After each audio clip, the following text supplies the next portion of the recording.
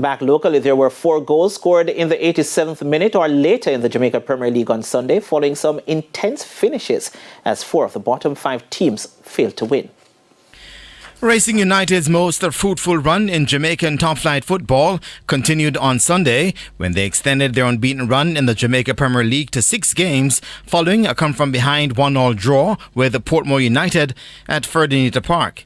Cardell Benbow gave Portmore United an early lead when he netted in the 30th minute. With Portmore looking to secure only their second win in their last 5 games, Nikhil Ellis denied them all 3 points in the 89th minute when he scored his 4th goal in his last 6 appearances for Racing. The draw was Portmore's 5th in their 9-game unbeaten run, while Racing were picking up point number 14 from the last 18 available to them. Performance base, about 80-90% with the players. I like the performance, but it's just switching off at the last moment and we concede a goal. Well, I think we started the game well the first 10-15 minutes, but the breeze and take a toll on us. Hence, Portmore started to come in the game a whole lot. But definitely the first half, we lost the first half. I said to the players in the youngsters in the change room that this is our half now. We have to work a little bit harder. Now we need our midfielders with all the skills to come up trumps now. And it was a brilliant goal to bring us back level.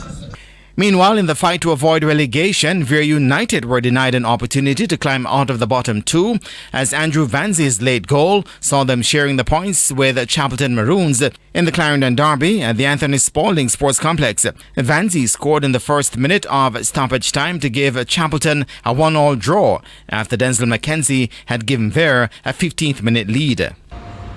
We are in games, dominating for periods, creating opportunities, but just not converting. And football is about scoring goals. If you don't score goals, you're not going to win games. You can't win games and you won't accumulate points. I think we played well for most of the game. What we practiced this week is what we saw on the pitch today.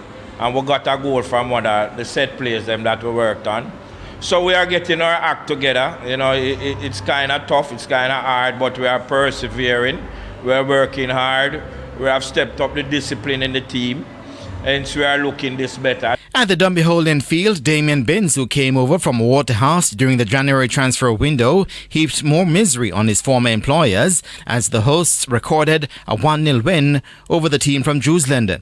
Binns scored the winner in the 87th minute to hand Waterhouse their 4th defeat in their last 5 games.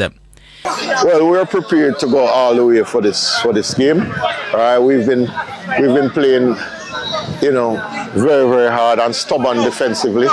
We know it wouldn't have come easy, but we're happy that you got it. In other results, Jaheim Thomas in the 23rd minute gave Arnett Gardens a 1-0 win over hosts Harbourview at the compound, while in the earlier game, champions Cavalier blanked Malines United 3-0.